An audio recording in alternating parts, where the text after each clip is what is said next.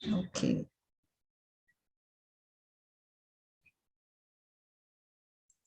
Okay, so we have come to chapter 2, summary of Gita, Gita Saramsha. So before we start, let me say our Sri Radha Govinda, our obeisances to Radha Govinda. Om Ajnana Timirandasya Nananka Shalakaya Chakshum Nitam Mena Tasmai Shri Gurave Namaha Shri Chaitanya Manovishtam Stapitam Mena Bhutale Swayam Rupa Kadamayam Dadati Swapadantikam Vandeham Shri Guru Shri Uttapada Kamalam Shri Guru Vaishnavascha Shri Rupam Sagarajatam Sahagana Raghunath Panditam Tam Sajivam Sadvaitam Sadvadutam Parijana Sahitam Krishna Chaitanya Devam Sri Radha Krishna Padat Sahagana Lalita Sri Vishaka Nittasam He Krishna Karuna Sindho Dina Bandho Jagat Pate Gopesha Gopika Kanta Radha Kanta Namostute Taptaganchana Gaurangi Rate Vidyavaneshwari Rishabhanusute Devi Pranamami Hari Priye Vancha Kalpatarubhyascha Kripa Sindhu Abhayevacha Patitam Pavanebhyo Vaishnavobhyo Namo Namaha Namo Vishnu Padaya Krishna Prastaya Bhutale Srimati Bhakti Vedanta Swami Iti Namane Namaste Saraswati Deve Gauravani Pracharine Nirvishesha Shunyavadi Paschatesha Tarine Jaya Shri Krishna Chaitanya Prabhu Nityananda Shri Advaita Gadadara Shri Vasadi Gaura Bhakta Vrinda Hare Krishna Krishna Krishna Hare Hare Hare Rama Rama Rama Hare Hare Hare Krishna. So how many of you are remembered? What was the thing? Let me see what all you put. Compassion, right? Good. Paris family, siblings, fear of sin, indecision, good, very good. Hampering a family, loss of family, compassion. Okay, so right. Thank you, Mataji.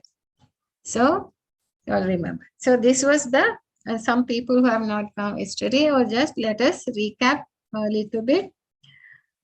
So we saw what was the Dhritarashtra's inquiry. He was Kimakruta, he was quite anxious, and he was the root cause for all this battle which is coming, because he was not acting as a king, but he was like a father. He was very selfish. Then we saw the Duryodhana's fear when he saw the military complex put up by the Pandavas. Then when the conches was blown, then Sanjaya could see the fear in the hearts of the Dhritarashtra's sons. Then Arjuna asks Krishna to go to the middle of the battlefield. He wants to see who all have come on Duryodhana's side, what they have done, who all are there, and whom he has to go to face. But when he goes there, when Krishna takes him there, drives the chariot, he is really bewildered. He becomes so compassionate. He couldn't think that all of these people have come, his relatives, his grandfathers, teachers, elders, in-laws, nephews, friends, everybody are there, and all are going to die, and he couldn't take it. And he gives his reasons. So what are the reasons? As you all have put, very nice.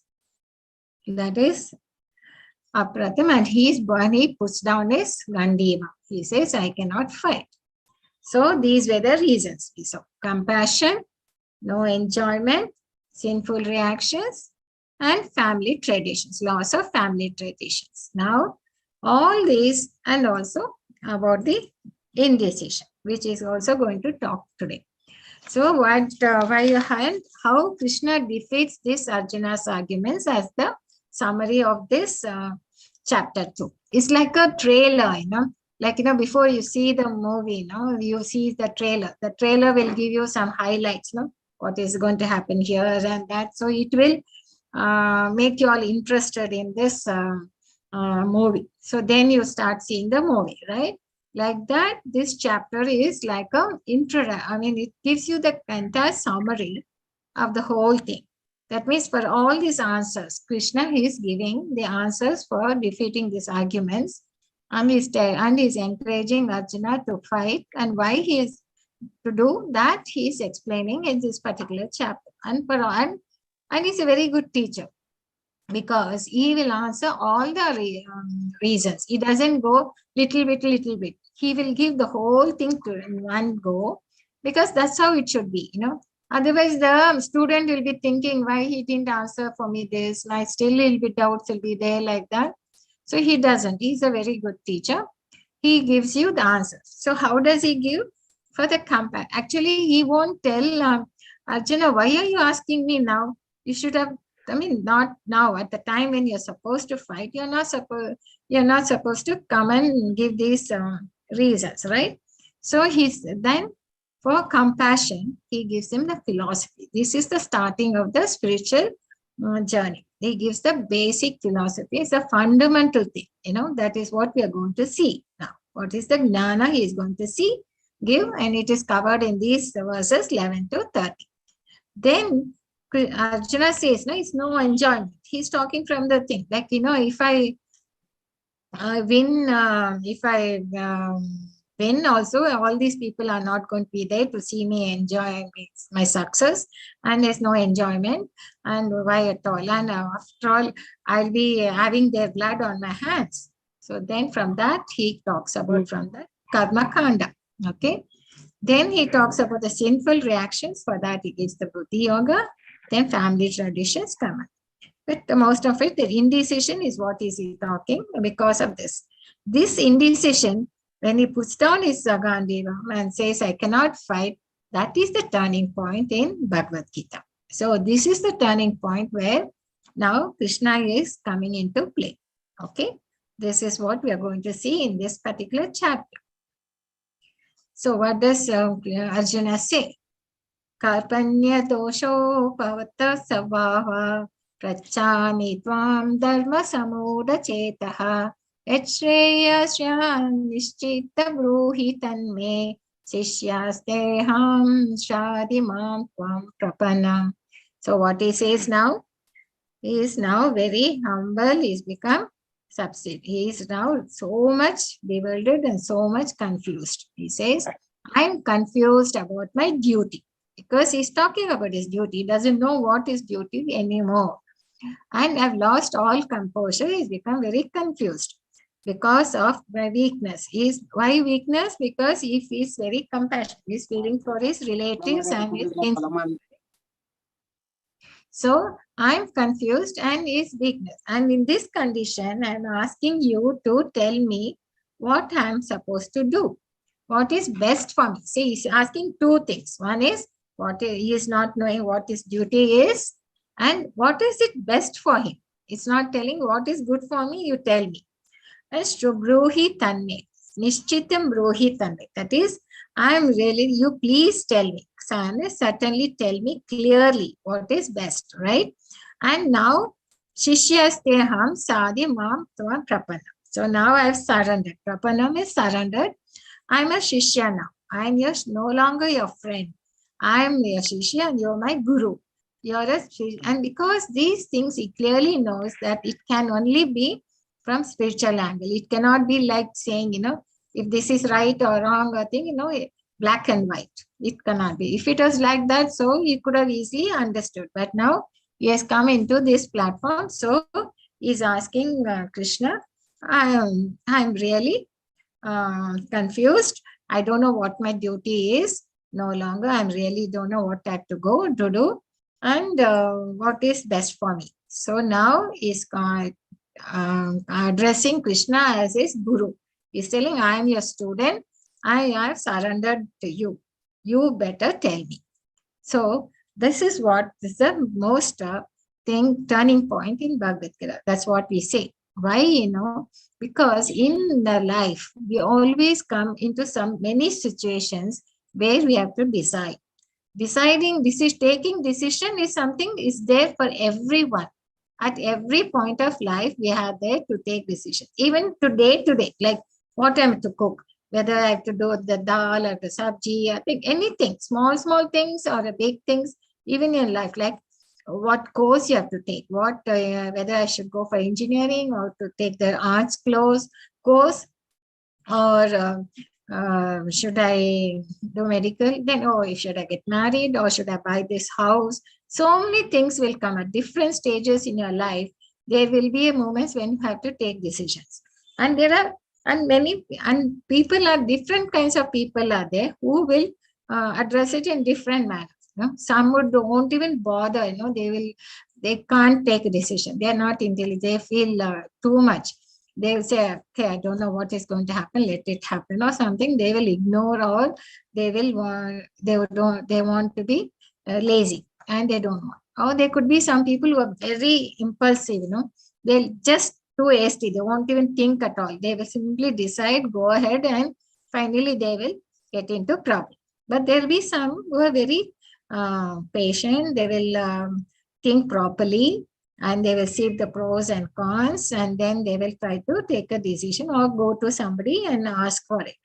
So, but even then, they should go to the right people. Sometimes they might misguided, or even get the thing. So, this is what it happens. That is where we are saying that when a decision making, they're very important. Now, he has surrendered because he knows only Krishna can answer him, can tell him what his duty is and what he should do and why and things. So he will really justify.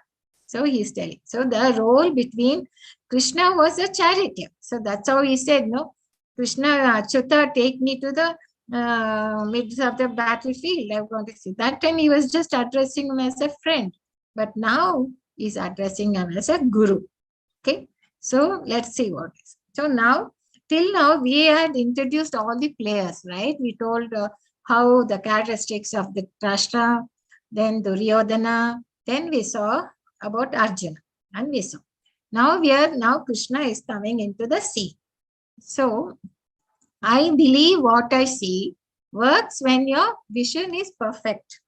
Actually, our vision is not perfect. Our senses are not perfect. So like suppose if you go for a long drive, so we should know who Krishna is. That's what we are trying to introduce here. So suppose we take a long drive and we see a lot of clouds over there, and only when we go slowly nearby, we see that there are a lot of mountains around, okay? And again, when we go still nearer, then we see what is there on the mountains, a lot of trees and vegetation and all that. And still when you go closer, then you can see there are birds in the trees and which are eating the fruits. So this is like that about the Krishna, about the Lord, Supreme Lord, how we do. There are different stages of realization.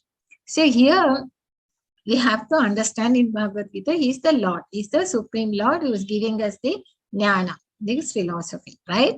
So how is it? There are people who realize it at different stages.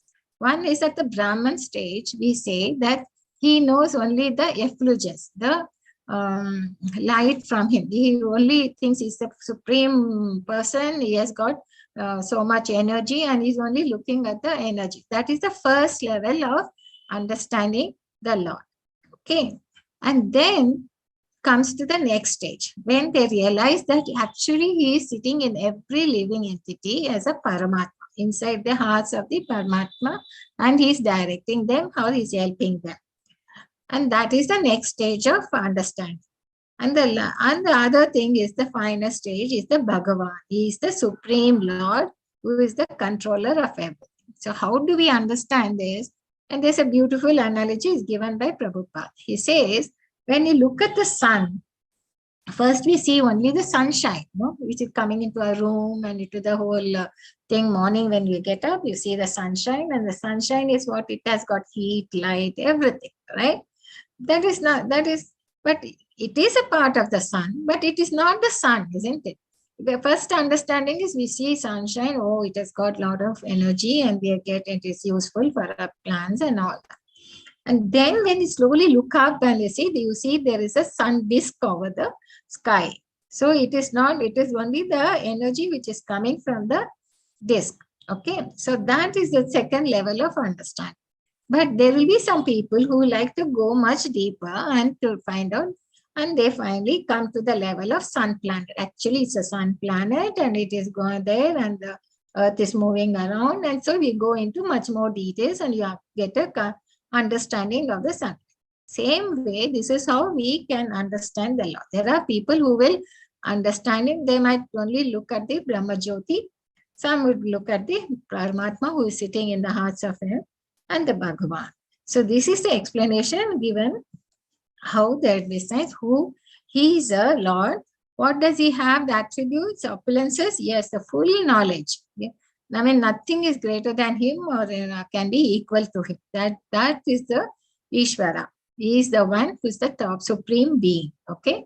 And he has the power, total power. I mean, powerful. No one can be. And the wealth. Wealth is not, I think, beauty, fame, and austerity. So these are the 6 opulence in full complete. This is how Parashramuni describes Bhagavan. And throughout the Bhagavad Gita, Krishna is not addressing, we say Arjuna Uvacha, Sanjay Uvacha and all that. But whereas when we hear Krishna speaking, it is written as Bhagavan Uvacha. So Bhagavan means the one who has got all these full opulences. Okay.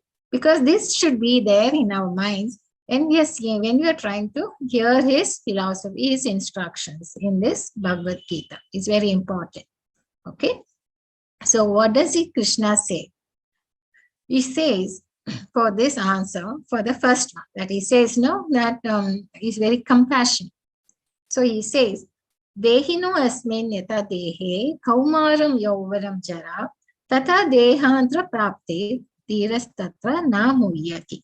So now he comes with the philosophy. He gives straight away he gives the jnana. He doesn't dilly-dally. He straight away says, what he says in this, he says the living entity, we are the soul.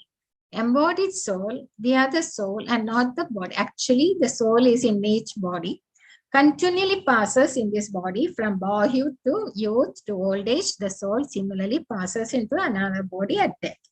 What does it mean? See, when we were young, as a baby, we had a body.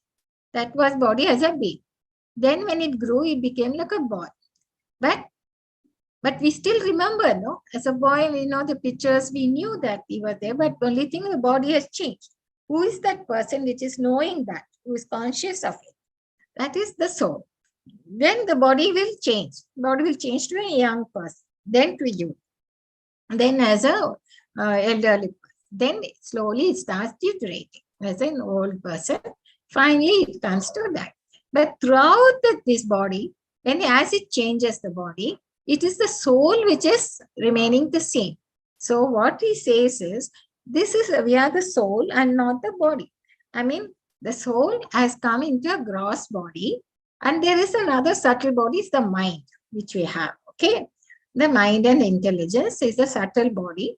And we have a gross body, which is made of this Panchabhutas. So that body keep changing. So it is not the same.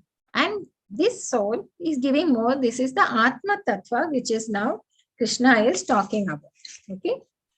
So then this is the fundamental thing.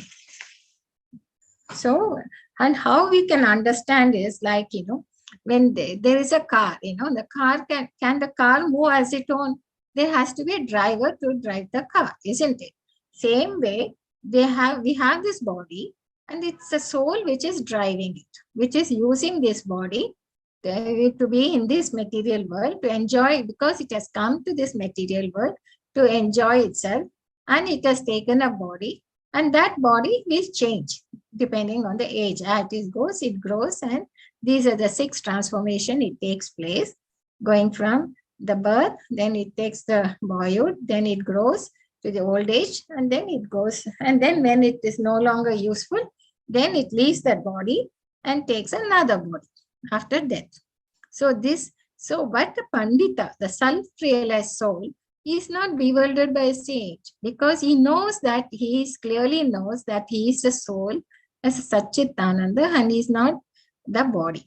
So he knows that the self-realization is that. That is the first philosophy, which the teaching, Krishna is talking now, who we really are. Okay. So this is something which we should always keep in our mind. This is the first thing. And what are the attributes of the soul? That is going to explain. He says, Nainam chindanti shastrani, Nainam dahati pavaka, Naya chainam kledanti, apo na shoshanti maruta. What does it say? The soul can never be cut into pieces by any weapon, nor it can be burned by fire, nor moistened by water, nor withered by the wind. So this is the soul which is in the heart. It's a very tiny thing. It is like, one tip of 100, 10,000 tip of the hair, hair tip of the hair, it's very tip thing. It is 1/100th of that. That's what the Shastra says, that the soul is that very tiny and it is in the body, okay, in the heart. And it cannot cut it, nor it can by any weapon, nor you can burn it by fire, nor you can any water down, dissolve it in water, nor withered by the wind. Okay. So that is what, and when it is like that, how he can, what are you doing, Archana? You are not killing the person, because the soul you cannot do it. It's only the body which they are having, which they are going to leave this body and go to another body, depending on their karma. Okay. So why are you worried about it? They have done, their body is no longer, and they have come here. So you are not actually killing them. So it's there nothing that you're having that blood on your hands. But doesn't mean that with this philosophy, we can't keep on killing people and all, saying that, yeah, I'm not killing the person, the soul is there, only the body. It's not that. It depends on the other reasons also are there. Because of the religion, he is now going to, that it comes now. Next. So first thing was a compassion. No? So for that he says, you are not killing the body, the soul, because it is only the body they are leaving. So yeah, our weapon is gross. Whereas you see, this soul, you can't do anything about it. So that was the answer he gives for the compassion. Now next was the not enjoyment, nor no enjoyment, isn't it? So for this, he says, now he talks about the duties. See, he asked, what is my duty and what is best for me? So now he's talking from the duty point of view. So what is his dharma? He is a Kshatriya. So he has been trained to protect the citizens, trained to protect, fight with the miscreants and try to keep the order and thing in the country, isn't it? Now he should, and people, if they come to harm anybody, he should protect. So that was his training and that was his duty as a Kshatriya. So now he says, Avarya Vadamscha Bahun Vadishyanti Tava Hitaha Nindastava Samathyam Tato Dukhantaram. That is, your enemies will describe you in many unkind words and scorn your ability. What could be more painful for you? So he says, you have come here, you're a Kshatriya, so you have to fight. That was your duty. So, but if you don't do it, what happens? Your enemies are upset. They will start criticizing you and they will dishonor you and they will, harsh words will come and they will scorn you. They'll think, you're scared about your ability. That's why you're covered. You're not. So that will be more painful to him, no? You can't say now, I will go begging and all that. Kshatriyas cannot beg. They can't do that. And they can't coming to the battlefield and they don't do their duty. It's not right, So people will disown. They will be disowning him and they will give a lot of thing. So you cannot hear such words from the enemies, right? As a to be honor. And it is duties are there. See, we have, as a human being, we have two duties, and that is Swadharma. There are two things. One is, as we are coming into this world, we have a duties to our parents who have given us the body. Then we have the duties to the society. Then we have duties to the acharyas, I mean the sages who have given us the scriptures. Then we have a duty to the devatas for giving us this nature. No, there's all this whatever been providing the nature's thing. For that we have to think. So we have duties to. I mean, we hold to so many, but and also we have a spiritual part. Another thing is once we leave this body and go, there is a on the spiritual platform is our service to the Lord. So we have our duties. So we have to be aware of that, and we have to take care of those things. So that is what he's explaining. So because Arjuna asked him, no, what is his dharma? So first the soul has a that is worldly duty, as well as he has a second duty is the sanatana. So the most we have to be. So he says this will happen to you if you don't fight. And also for Kshatriyas, no, they say when they will be actually liking to have a battle for religious battle. If they fight and they get killed, then they really get moksha. That's what says in the Shastra. So they will be happy to have such a fight to do the battle. So here is it. Then he says, O son of Kunti, either you will be killed on the battlefield and attain the heavenly planets, or you will conquer and enjoy the earthly kingdom. Therefore, you get up and fight with determination. So he says that here, because earlier he says, no, there's no enjoyment, it's a loss for me.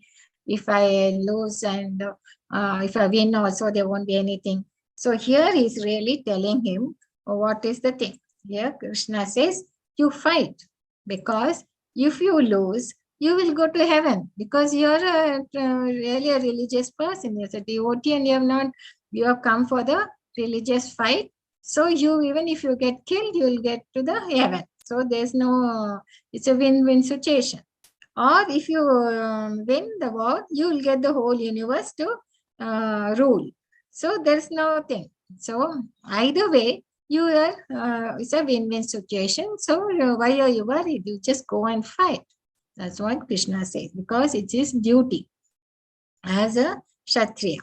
So that was the answer he gives for the no enjoyment. Now comes to the third, the sinful reactions. So here he gives the two examples. These two examples we can understand. What is this? On the right, I have the Hanuman. See, Lord Hanuman, he fought for with Lord Rama, no? So against Ravana. That time when he went to Sri Lanka, they were insulted him. That time he burnt the entire city. Actually, burning a city is a bad karma. It's not good. It's not right. But he was doing it for Lord Rama. It was for the religious. So it has got no reaction. Whereas here we see it's a Vibhishana who's surrendering to Lord Rama. Actually, he is a brother of Ravana, isn't it? He knew his brother was in the wrong because he had usurped another man's wife, and he went on advising his brother not to do it, but still Ravana was not listening to him. Finally, he knew that it was very wrong and it's against the dharma, so he leaves his brother and he comes towards the side of Lord Rama. It is wrong, no, to leave your family and come, but it was because of the dharma. He wanted to be on the path of dharma. So he comes towards the Rama and he accepts. So when you do these things, there's no sinful reactions, because that's what Arjuna was saying. Now Arjuna is, what is he fighting? He's fighting for the religion. So he says, you're doing this fight for the religious sake, for the dharma sake. So there won't be any reaction. So whatever the work you do it for the Lord. You don't expect the fruits of the activities. So give up the fruits and don't worry about whether you'll be successful or not successful. You just fight for the sake of dharma. So now pratyati na vidyate swalpam api asya dharmasya triyatya mahatva. This is a very important verse.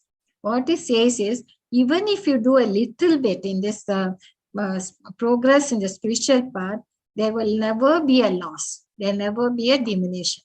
What does it mean is, like, we would have, in this world, we would have achieved a degree, then you would have gone into a higher position, got many, lot of houses, or everything in the society. But when you die, you don't take any of that. All this material achievement, just leave it. When you die and you go to another body, nothing follows with you, isn't it?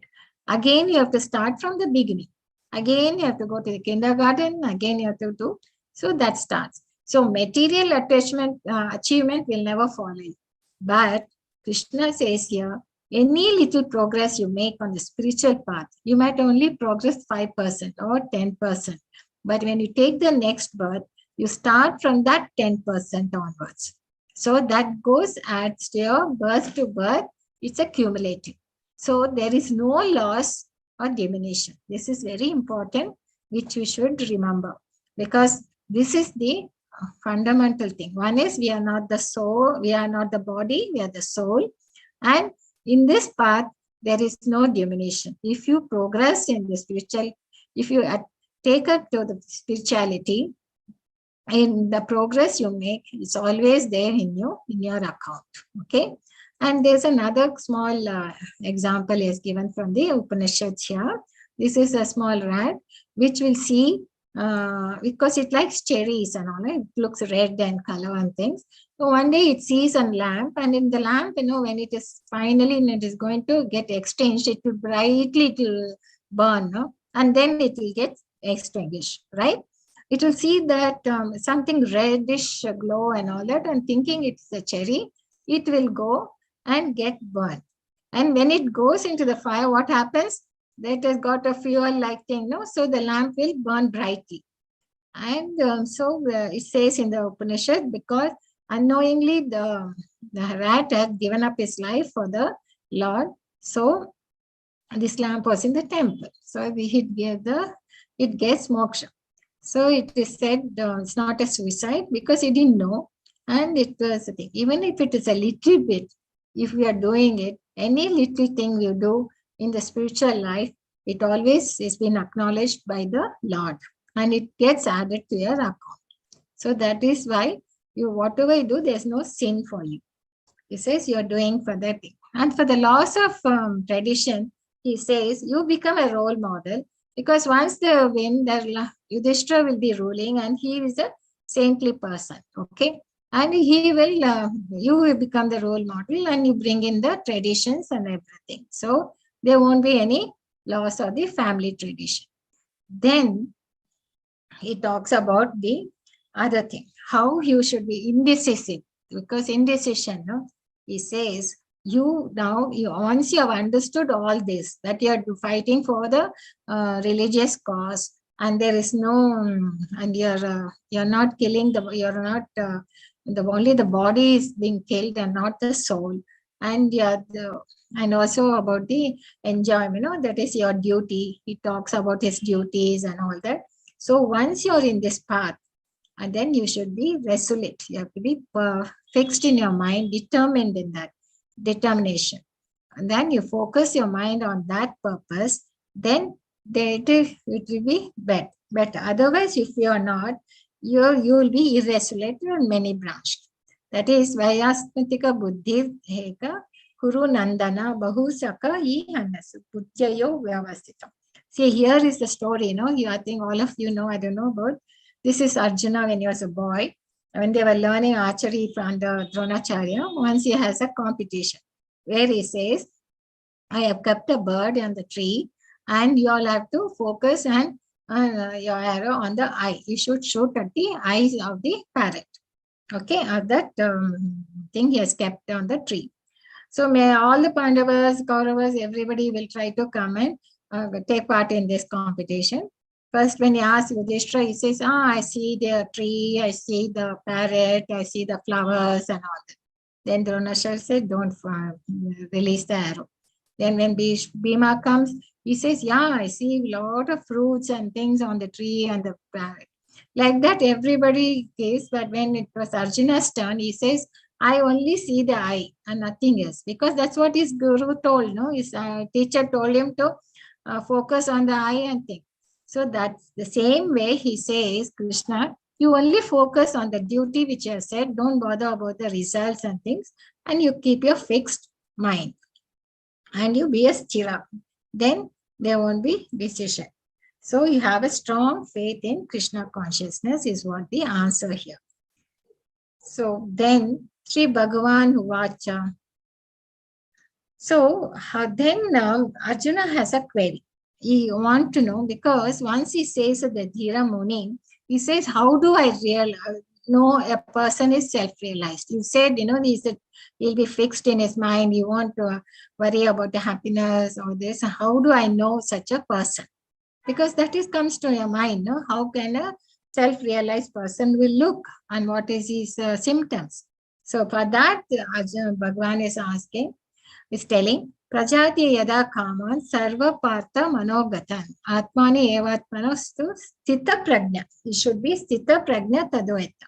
So blessed Lord said, O Partha, when a man gives up all varieties of sense desire, which arise from mental concoction, and when his mind finds satisfaction in the self, then he said to be in pure transcendental consciousness. So now Krishna is explaining how a Sthita Dhira Muni will be, how he will be in pure transcendental consciousness. And what are the desires and how things he elaborates. In all these verses, it talks more about that. And how do we can understand this is we can take the example of Bhakta Prahlad. See, Bhakta Prahlad he had the spiritual initiation itself when he was in the womb of his mother. That time itself, he heard the spiritual instructions from Narada Muni. So he knew about the Lord Vishnu right from his birth, right? And when his father was not happy about it, he says, who is this? And he will try to get him killed. So there will be people, who will try to kill him with a sword. But nothing happens because he is all the time in smaranam of thinking of the Lord and praying to the Lord, because he knows he is the supreme Lord being.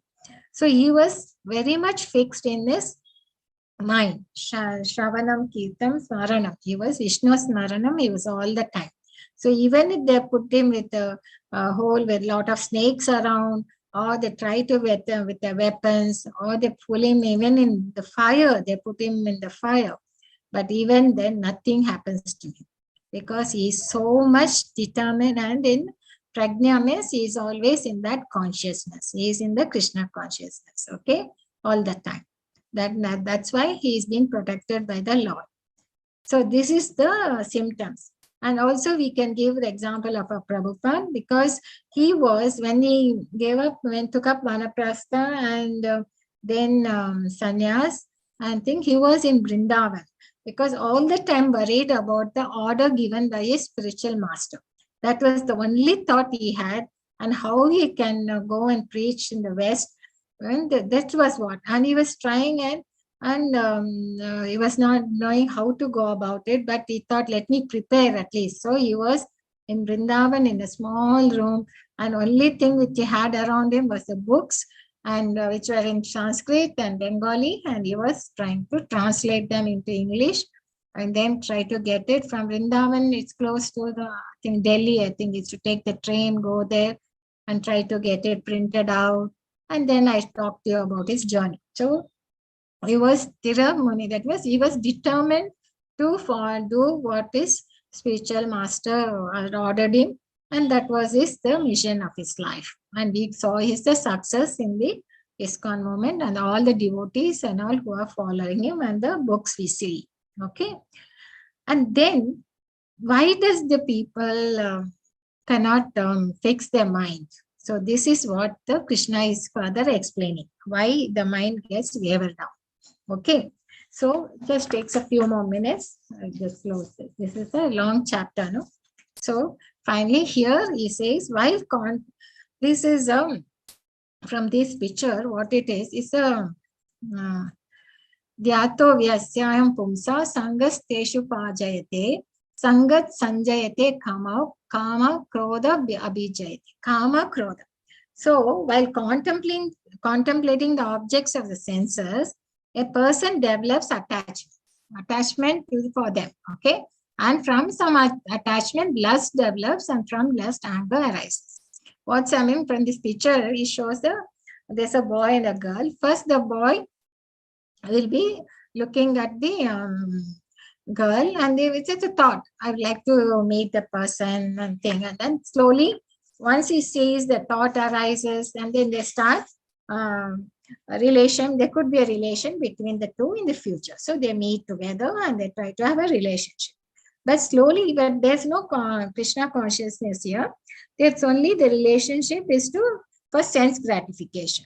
But what happens later, why they get into arguments and all that, when they are not satisfied with the desires or they get frustration, there'll be a fight. Unsatisfied desire comes, then they fight. And then this unsatisfied lust will turn to anger. And the anger, becomes the person will slowly lose who he is, what is memory, and they have, and they, protection and intelligence will lose, and they will commit some sins, and they will fall back into the material pool. So this is the sequence. Krodhat bhavatta sammoha, sammohat smriti vibramaha, smriti brahmshat buddhi nasho, buddhi nashat pranashat. So from anger, complete delusion arises, and from delusion, bewilderment of memory. When memory is bewildered, intelligence lost, and when intelligence lost, one falls down. So we can see even in families, there'll be 4 or 5 children in a family, and each one finally there will sometime or the other there will be a split in them. There will be a fight among the children. They would have grown up together, the same parents they have, same thing they would have gone up, but still there will always be a differences in their own opinion and their eyes. All that comes why. So this is what is being explained here by Krishna. That is, it cannot be if their sense gratification will never satisfy the soul. Okay, because the soul is different. It needs to go beyond that only. So now with the picture like we have given, they see when he sees the object of senses, slowly you try to get attached to it. Okay, that means you desire for that sense object, and slowly because of your desire, intense desire, you start getting attached to it. And then when your attachment deepens and deepens, it becomes like a lust. And then when you're not satisfied with your desires because you're unfulfilled lust, then it turns into anger. And then when the anger interferes, then you fall into delusion, and then bewilderment of memory and loss of intelligence. And this is happening, and this is there we can see in our life. It's not something which is told only in Bhagavad Gita. This is what is happening with our mind. Because we have the sense objects, we get attracted to it. And once you get attracted towards that, these are the cycle. And why the anger comes, it's how our mind is working. However, we are getting attached to the objects of senses and this. And how do we come out of it? We should only we have the damaging thoughts. Starts with the thoughts, isn't it? First it starts, then finally it may end up in cruel plans and in regrettable acts. So we should try to avoid, stop at the best remedy is to stop at the contemplation stage itself, isn't it? So finally, what does Krishna say in the end? For the compassion, he says, these are the objections. That is, we are not the body, we are the soul. So the soul goes from one body to the other after death. And so you are not killing the body at all. You are only killing the body and not the soul. So that's what Krishna says too. So this is the philosophy, wisdom, which is giving in this particular chapter. This is the fundamental thing about who we are. And that we should understand very clearly. And then he talks about the Yavana kingdom. He will get, as long as he's doing his duty as a Kshatriya, that is his duty, and he's been trained for it, and he's working, and he's fighting for Dharma. So he need not worry whether he dies or wins the war. He will get, it's a win-win situation. And it says why you have to, there's no fear of sinful acts, because it's a devotional activity. When you do for the Lord, for the Supreme Lord, then there won't be any reactions to your karma. Okay, so that is talking. And then he says to be when he talked about the devotional thing, he talked about the responsibilities and the duty and how we can be free from the reactions because he'll be doing it for the Lord. And then he talks about the sense control, because by that you can be firm in your purpose. Whatever your duty is to be done, you can carry out a duty with a firm determination, because by controlling your senses. And why it gets bewildered? Because of we saw the process. How by contemplation you get into attachment and attachment to the last, and then it comes to anger, and then you lose. So we saw that cycle. So finally, what is the real action? First thing, what have we learned today is who are we, and Arjuna surrenders. See, that is the thing, best thing about a disciple. He takes his time out, even if it's a battlefield. Even if you're midst of it, if you're perplexed in life, then we think we have to take the time out and try to get the answers, and not just be impulsive or be passive and just think, oh my, take a defeatism attitude, no? Oh, well, let me see, whatever comes, I will accept. It should not be like that. You should take the time out and try to get the answer. So that's what he did. And Krishna was a spiritual master. So, and what are the characteristics in this? See, even if it is spirituality, we need training, because unless we get trained, we won't. It's not like, you'll get something in that. And nobody talks about the soul and things in our today's education. Academic education, whatever you're learning, no one talks about it. Nor does the scientists talk about that. Even at the most, the philosophers, the philosophers thing who talk about, they will only come up to the mind level. They've never come up to the soul level. Actually, there is you can prove the consciousness, we can say that really we are consciousness, right?